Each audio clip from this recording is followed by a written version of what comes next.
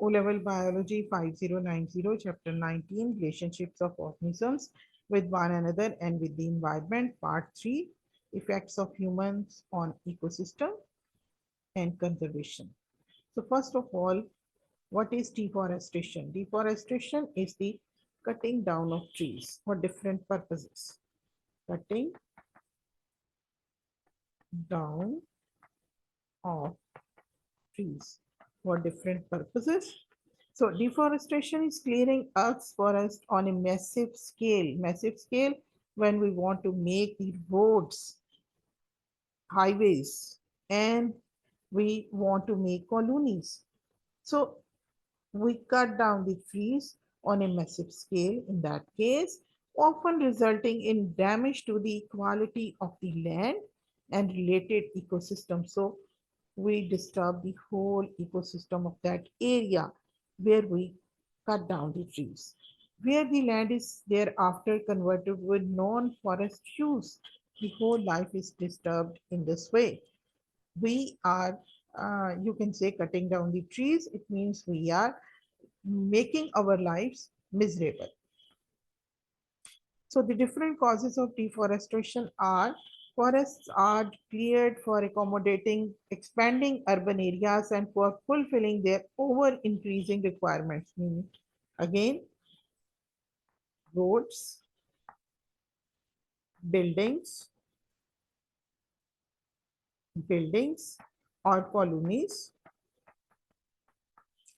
And then forests are destroyed to clear land for crops and cattle grazing. It means farming, for farming of different crops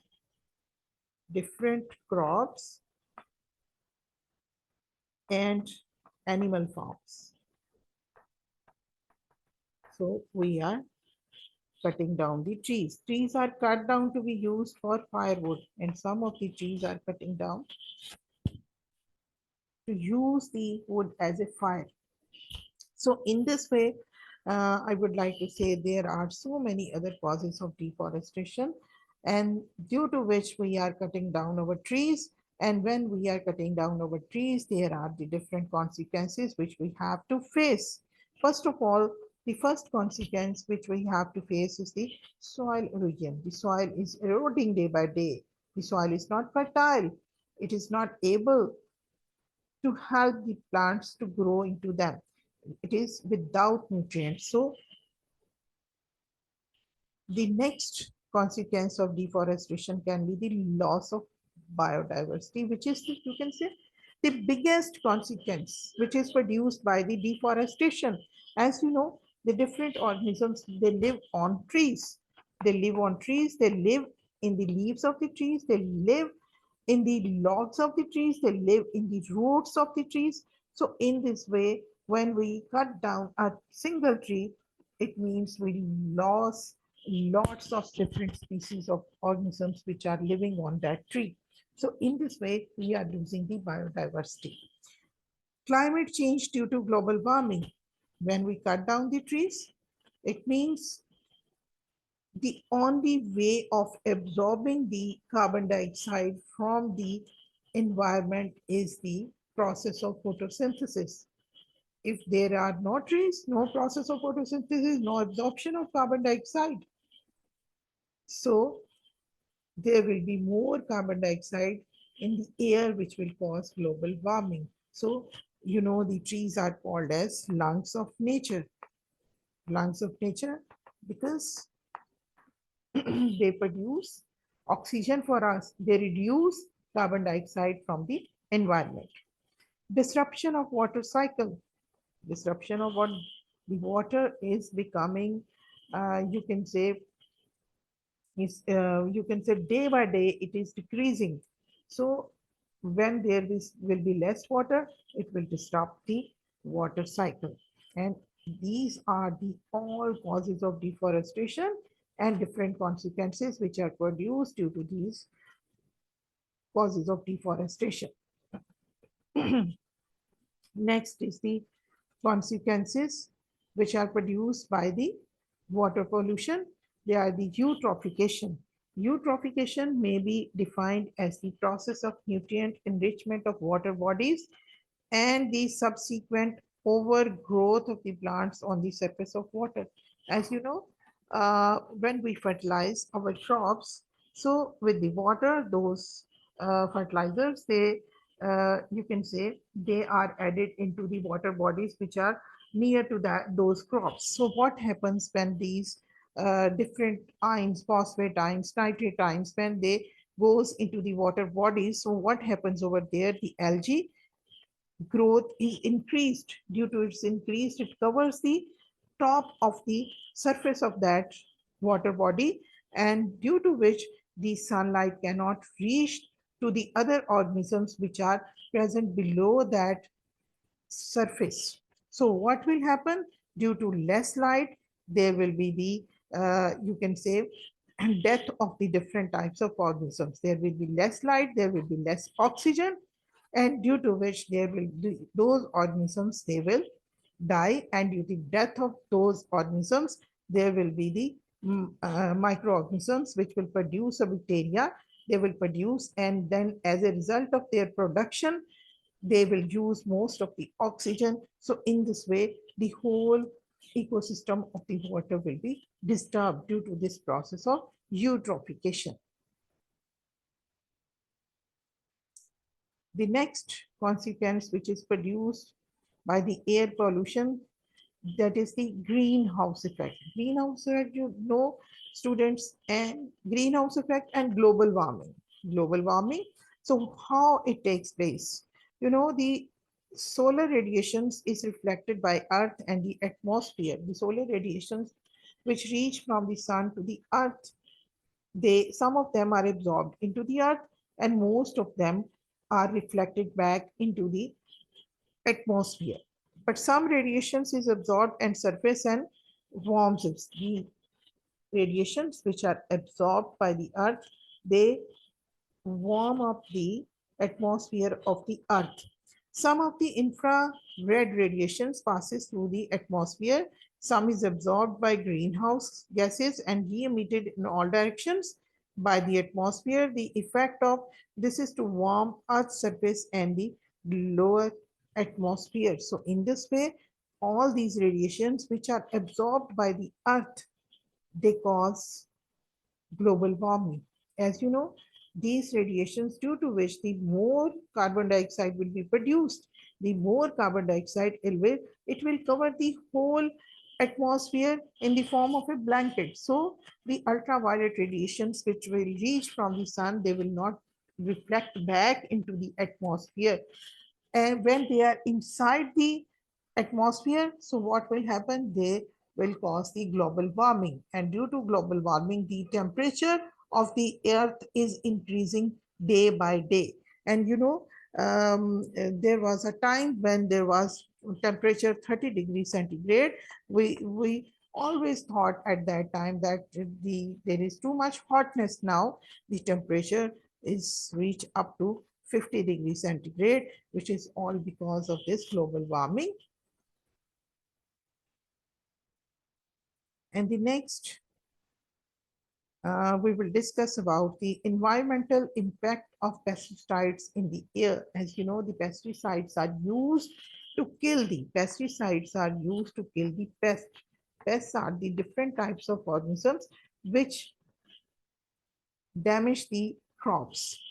So the pesticides are used to kill different types of pests.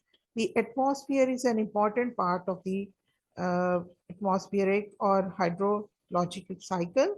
Pesticides enter the atmosphere through drift and wind erosion and evaporation. Pesticides can move distance in the pesticides reach the surface via decomposition and deposition. And you know, when we use the pesticides, when we spray the pesticides, so these pesticides are used to kill the pests, but sometimes they also make target to the other organisms. So the other organisms can be the different birds, human, animals. So they will can be the target. So they become the target at that time.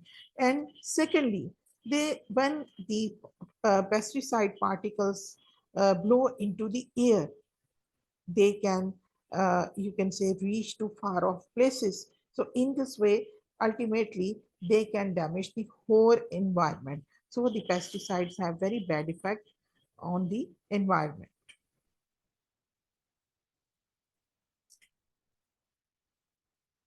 The soil pollution by pesticides, the use of pesticides decreases the general biodiversity in the soil, also affect to the soil microorganisms and decrease the soil fertility, effect on growth of the plants, residual effect of the pesticide in the soil enter to the food chain and biomagnification. So in this way, I would like to say when the pesticides reach into the soil, they disturb the whole ecosystem. As you know, the roots of the plants, they absorb the not only the water, they also absorb the nutrients. So with the absorption of these nutrients, they also absorb the harmful substance which are present in the soil. So in ultimately they reach to the different parts of the plants and from plants where they are deposited in them, and from them we, when we eat those plants, all they are transferred into the body of the animals and the human beings. So in this way, the pesticides cause a severe problem to the not only to ecosystem but also the lives of the human beings and the animals.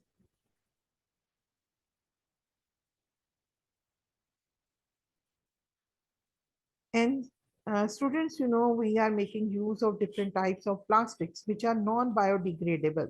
So these non-biodegradable plastics play a very harmful role towards the environmental, you can say, temperature, environmental instability.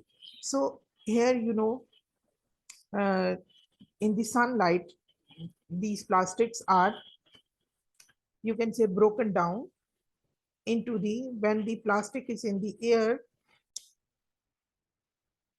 and students, you know that we make use of different types of plastics. So these plastics are broken down due to the ultraviolet radiations on, and then when they are broken down into different small pieces which are called as microplastics. So when these microplastics are in the water and on land, they are ingested by fishes. If they are in water, they are ingested by the fishes. And then, you know, the other organisms which are present in the aquatic life or outside the aquatic ecosystem, so which depend on fish. When the those seabirds, they will eat that fish, then what will happen? Those microplastics will be transferred to those birds, which can be harmful for those birds. And same is the case when those fishes, smaller fishes, will be eaten by the other larger animals. So what will happen? Ultimately, they will be transferred to the body of those organisms, and due to harmful effects of all these microplastics, all ecosystem can be disturbed.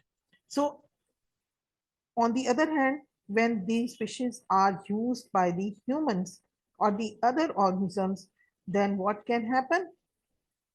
The humans can be in the risk of death. So these microplastics can cause different harmful effects, not only to the ecosystem, but also to the lives of the human beings and other organisms.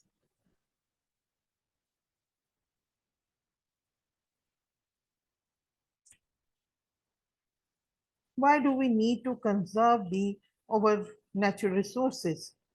So to prevent extinction of plant animal species, first of all, we need the conservation of our environment to prevent extinction of plants and animal species. As you know, the plants and animals are at the verge of extinction due to the harmful effects of air, water, or land pollution.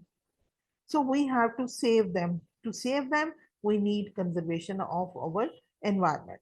So maintaining a stable and balanced ecosystem, carbon and water cycles, and prevent global warming. So the different consequences which are produced due to the global warming or other harmful, you can say pollutions or other factors which are causing harm, or you can say the putting harmful effects to our environment, and which are creating the instability of our ecosystem, or they need to be stabilized. Our ecosystem need to be stabilized to maintain the life on it.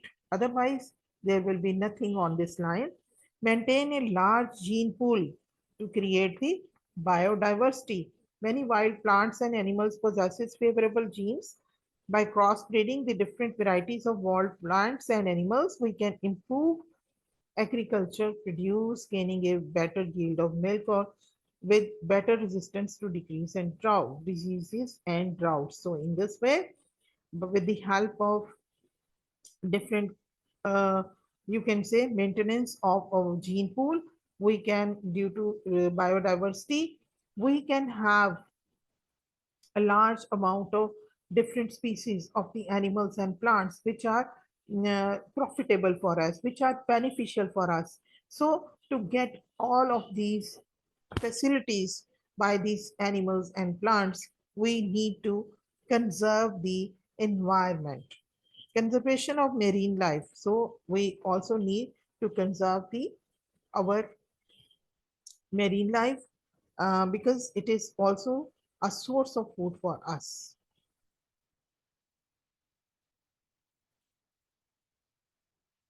Why do we need to sustain the forests? Forests are needed to produce more paper products, provide wood for timber. So these are the difference. These are the only few factors. Much of the world's paper is now produced from forests with replant similar trees. When mature, trees are cut, ensuring that there will be adequate supply in the future. We make paper, we make furniture, we make other different products for our use. Above all, we get oxygen from forest. Tropical hardwoods such as teak and mahogany takes many years to regrow but are highly desirable for furniture.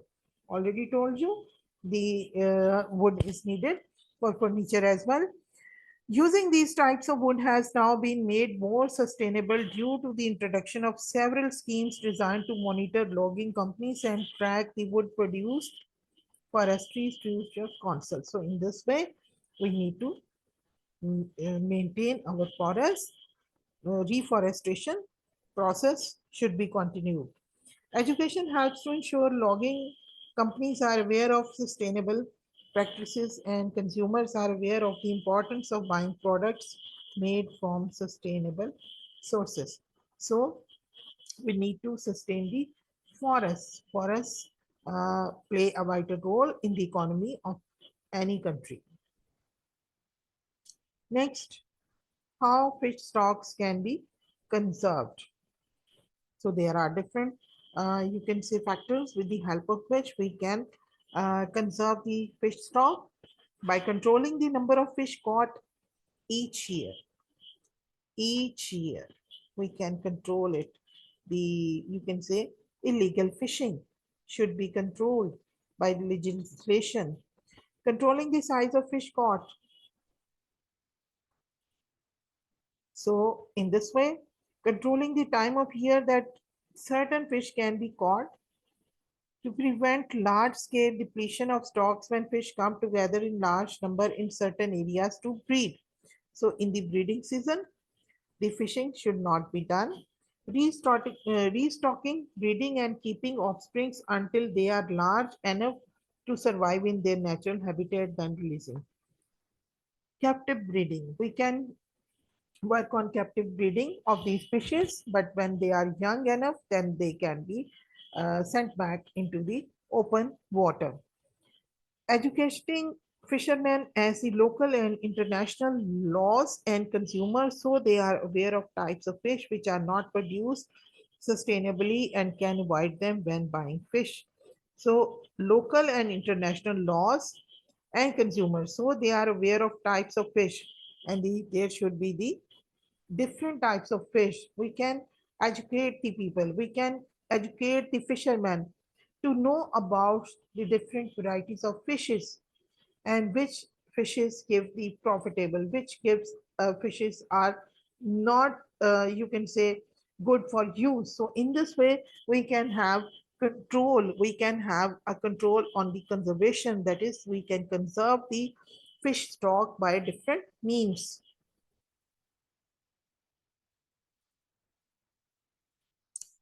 Now we are talking about the different renewable and non-renewable resources.